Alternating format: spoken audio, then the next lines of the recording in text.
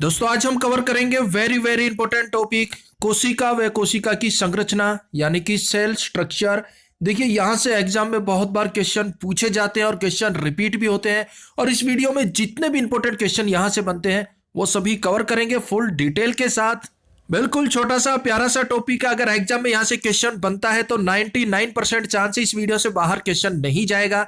तो भाई स्वागत आप सभी का जीके महात्मा जी में। चलिए शुरू करते हैं फटाफट। पहला क्वेश्चन वेरी इंपॉर्टेंट क्वेश्चन, जंतु कोशिका झिल्ली सेल मेम्ब्रेन किससे बनी होती है? आपको 3 सेकंड मिलते हैं। अगर आपने चुना ऑप्शन ए लिपिड और प्रोटीन तो बिल्कुल सही जवाब चुना है। देखिए ये जंतु कोशिका है और इसका बाहर वाला एरिया, बाहर वाली लेयर कहलाती है कोशिका झिल्ली और ये बनी हुई होती है लिपिड और प्रोटीन से। एक पॉइंट और नोट कीजिए, देखिए कोशिका झिल्ली की जो ऊपरी परत होती है वो बनी होती है प्रोटीन की, फिर उसके बाद लिपिड की लेयर होती है, फिर उसके बाद फिर से प्रोटीन की लेयर होती है। यानी कि इसे हम 3 लेयर में डिवाइड कर सकते हैं, पहले प्रोटीन, फिर लिपिड, फिर प्रोटीन। अब एक बार देख लेते हैं पादप कोशिका को। देखिए जिस तरह से जंतु कोशिका में कोशिका झिल्ली होती है वैसे ही पादप कोशिका में होती है कोशिका भित्ति। ये वाली आउटर लेयर जो आप देख रहे हैं यही कहलाती है कोशिका भित्ति और कोशिका भित्ति किसकी बनी हुई होती है? सेल्यूलोज की। देखिए दोस्तों आज हम कवर करेंगे जंतु कोशिका, पादप कोशिका पर हम सेपरेट वीडियो जरूर बनाएंगे। Next question very important question, जंतु कोशिका झिल्ली सेल मेम्ब्रेन की प्रकृति कैसी होती है? ऑप्शन बी अर्ध पारगम्य। अब ये अर्ध पारगम्य क्या होता है? तो देखिए कोशिका झिल्ली से कुछ पदार्थ अंदर जा सकते हैं और कुछ पदार्थ वहां से बाहर आ सकते हैं, यही होता है अर्ध पारगम्य। देखिए कोशिका झिल्ली का मुख्य कार्य है कोशिका के अंदर जाने वाले और कोशिका से बाहर आने वाले तत्वों का, पदार्थों का निर्धारण करना। आगे बढ़ने से पहले थोड़ा सा जान लेते हैं। देखिए मृत कोशिका की खोज की थी रॉबर्ट हुक ने 1665 में, ये पादप कोशिका थी। और बात की जाए जीवित कोशिका की तो उसकी खोज की थी ल्यूवेनहॉक ने 1674 में। अब कोशिका का सिद्धांत किसने दिया? स्लाइडेन व स्वान ने 1938-39 में। Next question very important question, कोशिका द्रव साइटोप्लाज्म में जल की मात्रा लगभग कितना प्रतिशत होती है? मोस्ट इंपॉर्टेंट क्वेश्चन मेरे भाई। अगर आपने चुना ऑप्शन डी 80% तो बिल्कुल सही जवाब चुना है। देखिए दोस्तों इसे आप अपना टेस्ट समझकर सोल्व कीजिए। अगर आपको जवाब पता है तो फटाफट कमेंट्स बॉक्स में बताइए। देखिए कोशिका झिल्ली और बीच में है केंद्रक और इसके चारों तरफ ये होता है कोशिका द्रव्य।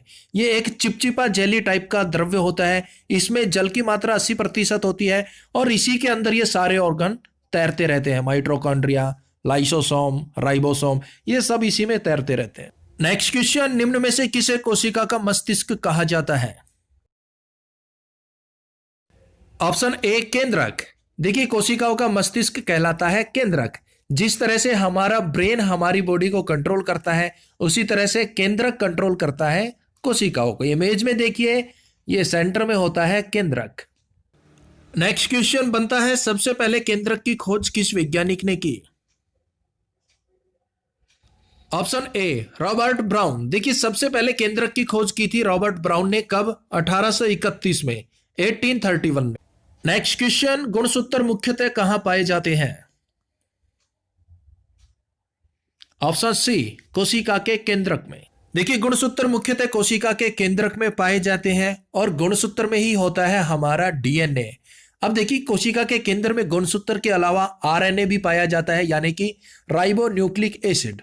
एक पॉइंट और नोट कीजिए, देखिए राइबो न्यूक्लिक एसिड यानी कि आरएनए केंद्रक के अलावा कोशिका द्रव में भी पाया जाता है और गुणसूत्र केंद्रक में तो पाया ही जाता है, इसके अलावा पूछ ले कहां पाया जाता है तो वो माइटोकॉन्ड्रिया में। केंद्रक के अलावा गुणसूत्र पाया जाता है माइटोकॉन्ड्रिया। अब देखिए कोशिका के केंद्र में जो गुणसूत्र होते हैं उनमें जो डीएनए होते हैं वही आनुवांशिक गुणों का वाहक होते हैं, यानी कि माता पिता के गुण बच्चे में ट्रांसफर होते हैं गुणसूत्र व डीएनए से। नेक्स्ट क्वेश्चन थोड़ा सा टफ हो सकता है, क्रोमेटिन किससे बना होता है?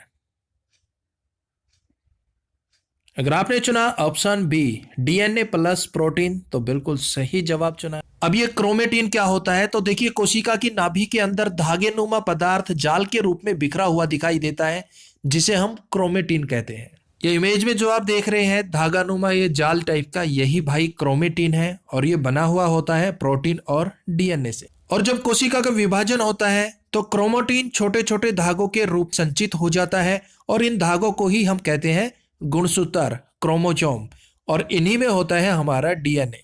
नेक्स्ट क्वेश्चन, गुणसूत्र यानी कि क्रोमोसोम किससे बने होते हैं? Very important question. Option A DNA plus histone protein. देखिए हमारे गुणसूत्र बने होते हैं डीएनए और हिस्टोन प्रोटीन के। नेक्स्ट क्वेश्चन बिल्कुल इजी क्वेश्चन, और भाई इसका जवाब आप कमेंट्स बॉक्स में दीजिएगा। बिल्कुल इजी क्वेश्चन है भाई। मनुष्य में कितने जोड़े गुणसूत्र होते हैं? तो जवाब दीजिए कमेंट्स बॉक्स में फटाफट। नेक्स्ट क्वेश्चन, सबसे पहले गुणसूत्र की खोज किस वैज्ञानिक ने की? Very important question. Option C Wilhelm von Nageli. इन्होंने सबसे पहले गुणसूत्र की खोज की 1842 में। ये स्विट्जरलैंड से आते हैं और इन्होंने पौधों के अणुओं में गुणसूत्र की खोज की, और गुणसूत्र का नामकरण किया वॉल्डियर ने 1888 में। दोनों ही इंपोर्टेंट है, एग्जाम में कुछ भी पूछा जा सकता है, किसने खोज की और किसने नामकरण किया। नेक्स्ट क्वेश्चन, निम्न में से किसे कोशिकाओं की प्रोटीन फैक्ट्री कहा जाता है? वेरी इंपोर्टेंट क्वेश्चन है, एग्जाम में पूछा भी जा चुका है। Option C ribosome. देखिए कोशिकाओं की प्रोटीन फैक्ट्री कहा जाता है राइबोसोम को। अब भाई क्यों कहा जाता है? तो देखिए राइबोसोम का मुख्य कार्य होता है कोशिकाओं के लिए प्रोटीन बनाना, कोशिकाओं के लिए प्रोटीन की पूर्ति करना, इसलिए इन्हें कोशिकाओं की प्रोटीन फैक्ट्री कहा जाता है। ये देखिए कोशिका में जो ये आप डॉट डॉट से देख रहे हैं, चारों तरफ बिखरे हुए हैं, यही होते हैं राइबोसोम। नेक्स्ट, राइबोसोम की खोज किस वैज्ञानिक ने की?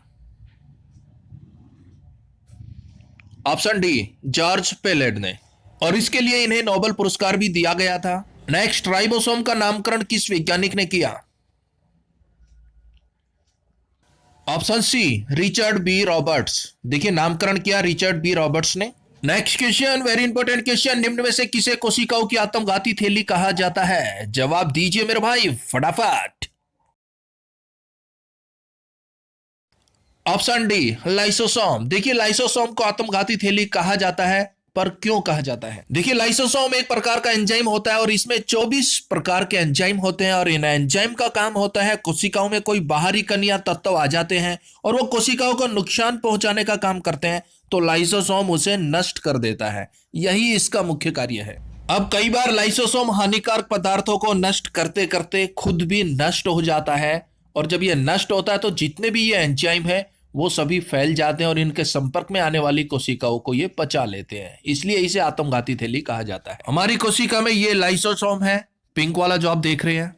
नेक्स्ट क्वेश्चन, लाइसोसोम की खोज किस वैज्ञानिक ने की? ऑप्शन सी डी डुबे ने। कब की? 1955 में, 1955 में की डी डुबे ने। देखिए दोस्तों इस चैप्टर को बिल्कुल भी हल्के में ना लें, थोड़ा चैप्टर जरूर है, लेकिन इतना है मेरे भाई, एग्जाम में यहां से 101% क्वेश्चन पूछ लिए जाते हैं, और सभी क्वेश्चन को हम फुल डिटेल से ग्राफिक से कवर कर रहे हैं, और वीडियो के लास्ट आते आते आपके सभी डाउट कोशिकाओं से संबंधित जितने भी क्वेश्चन है वो क्लियर हो जाएंगे मेरे भाई। नेक्स्ट क्वेश्चन, कोशिकाओं का यातायात प्रबंधक किसे कहा जाता है? अगर आपने चुन लिया ऑप्शन ए गोल्जी बॉडी, तो बिल्कुल सही जवाब चुना है। देखिए गोल्जी बॉडी कोशिकाओं में स्रावी का कार्य करते हैं। जैसे कोशिकाओं से कुछ द्रव्य बाहर आता है और कुछ द्रव्य कोशिका के अंदर जाता है, तो यह सब होता है गोल्जी बॉडी के द्वारा।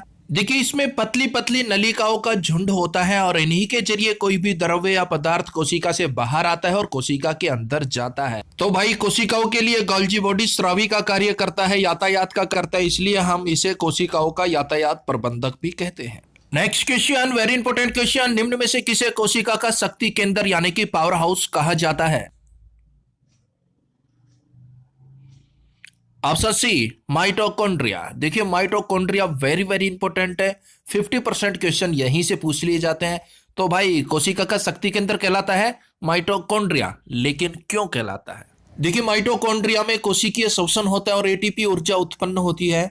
सजीव कोशिकाओं में भोजन के ऑक्सीकरण के फलस्वरूप ऊर्जा उत्पन्न होती है, और इसी क्रिया को कोशिकीय श्वसन कहा जाता है, और इस क्रिया के दौरान उत्पन्न होने वाली मुक्त ऊर्जा को एटीपी ऊर्जा कहते हैं। अब श्वसन संबंधित प्रारंभिक क्रियाएं कोशिका द्रव्य यानी कि साइटोप्लाज्मा में होती है, लेकिन शेष क्रियाएं माइटोकॉन्ड्रिया में होती है। अब इस क्रिया के अंतिम चरण में अधिकांश ऊर्जा उत्पन्न होती है, इसलिए माइटोकॉन्ड्रिया को शक्ति गृह या फिर हम कह सकते हैं कोशिकाओं का पावर हाउस कहा जाता है। नेक्स्ट क्वेश्चन यहां से बनता है, ग्लूकोज के एक अणु के पूर्ण ऑक्सीकरण होने पर कितनी एटीपी ऊर्जा प्राप्त होती है? Very very important question. अगर आपने चुना ऑप्शन डी 38 एटीपी ऊर्जा तो बिल्कुल सही जवाब चुना है। अब देखिए क्वेश्चन ऐसे भी बन सकता है, आक्सी श्वसन या फिर अनाक्षी श्वसन से कितनी एटीपी ऊर्जा प्राप्त होती है। देखिए श्वसन दो प्रकार का होता है, आक्सी श्वसन, अनाक्षी श्वसन। आक्सी श्वसन ऑक्सीजन की मौजूदगी में होता है जहां से हमें 36 एटीपी ऊर्जा प्राप्त होती है, और अनाक्षी श्वसन ये ऑक्सीजन की गैर मौजूदगी में होता है और यहां से 2 एटीपी ऊर्जा प्राप्त होती है। इस प्रकार दोनों को मिलाने पर हमारी 38 एटीपी ऊर्जा बनती है, यानी कि 38। जिस टाइप से एग्जाम में क्वेश्चन पूछे आप देख लेना भाई। और इस पर और भी डिटेल चाहिए तो श्वसन तंत्र पर हम फुल डिटेल से वीडियो बना चुके हैं, प्लेलिस्ट में आप देख सकते हैं। नेक्स्ट क्वेश्चन, कोशिका के केंद्रक के बाहर डीएनए कहां पाया जाता है? वेरी इंपॉर्टेंट क्वेश्चन है मेरे भाई। Option C mitochondria. देखिए कोशिका के केंद्रक में तो डीएनए पाया ही जाता है, और उसके बाहर कहां पाया जाता है? माइटोकॉन्ड्रिया में। देखिए इमेज में हमारी कोशिका है, ये केंद्रक है, और भाई ये वाले हैं माइटोकॉन्ड्रिया, और इन्हीं में डीएनए पाया जाता है। नेक्स्ट क्वेश्चन, माइटोकॉन्ड्रिया की खोज किस वैज्ञानिक ने की? ऑप्शन सी रिचर्ड अल्टमैन ने। और कब की? 1890 में, 1890 में। नेक्स्ट, माइटोकॉन्ड्रिया का नामकरण किस वैज्ञानिक ने किया? Option B Carl Benda. कब किया? 1898 में, 1898 में। नेक्स्ट, कोशिकाओं का अध्ययन क्या कहलाता है? Very important question. Option B cytology. देखिए कोशिकाओं का अध्ययन कहलाता है साइटोलॉजी, या फिर हम कह सकते हैं सेल बायोलॉजी। नेक्स्ट क्वेश्चन थोड़ा सा टफ हो सकता है मेरे भाई, कोशिकाओं के केंद्रक का अध्ययन क्या कहलाता है? इसका जवाब दीजिए फटाफट। अगर आपने चुन लिया ऑप्शन ए कोरियोलॉजी तो बिल्कुल सही जवाब चुना है। देखिए कोशिका के केंद्रक का अध्ययन कहलाता है कोरियोलॉजी। नेक्स्ट क्वेश्चन बिल्कुल इजी क्वेश्चन, सबसे छोटी कोशिका कौन सी है? Option B mycoplasma. देखिए सबसे छोटी कोशिका है माइकोप्लाज्मा, और ये छोटे छोटे जीवाणुओं में पाई जाती है। नेक्स्ट क्वेश्चन, सबसे लंबी कोशिका कौन सी है? ध्यान रखना मेरे भाई, सबसे लंबी कोशिका पूछी जा रही है, ना कि सबसे बड़ी। ऑप्शन ए तंत्रिका तंत्र। देखिए सबसे लंबी कोशिका होती है तंत्रिका तंत्र, और सबसे छोटी अभी आपको बताया था माइकोप्लाज्म। नेक्स्ट, सबसे बड़ी कोशिका कौन सी है? ऑप्शन डी शुतुरमुर्ग का अंडा। देखिए सबसे बड़ी कोशिका है शुतुरमुर्ग का अंडा। Next question very important question, मानव शरीर की सबसे छोटी कोशिका कौन सी है? ऑप्शन ए स्पर्म, शुक्राणु। और बात की जाए मानव शरीर की सबसे बड़ी कोशिका तो वो है ऑप्शन बी ओवम, अंडाणु। महिला की ओवरी से निकलने वाले ओवम यानी कि अंडाणु जो है वो मानव शरीर की सबसे बड़ी कोशिका है, और सबसे लंबी कोशिका तंत्रिका तंत्र। और दोस्तों इस वीडियो का पीडीएफ और जल्द ही हमारे Android app GK Mahatma ji पर अपलोड कर दिया जाएगा, वहां से आप इसका क्विज भी सोल्व कर सकते हो और पीडीएफ भी डाउनलोड कर सकते हैं बिल्कुल फ्री। नेक्स्ट क्वेश्चन, लेकिन उससे पहले भाई आपका कोई भी टॉपिक हो, कोई भी चैप्टर हो जिस पर आपको फुल डिटेल वीडियो चाहिए, करना क्या है? बस कमेंट्स बॉक्स में बताओ फटाफट। नेक्स्ट क्वेश्चन, कोशिकीय व आणविक जीव विज्ञान केंद्र कहां स्थित है? और भाई वीडियो बढ़िया लग गया तो लाइक कर दियो, घनी बढ़िया लग गया तो शेयर कर दियो, बाकी भाई थारी मर्जी। अगर आपने चुन लिया ऑप्शन बी हैदराबाद तो बिल्कुल सही जवाब चुना है। तो दोस्तों यहां से जो भी जितने भी इंपॉर्टेंट क्वेश्चन बनते तो सभी हमने कवर कर लिए।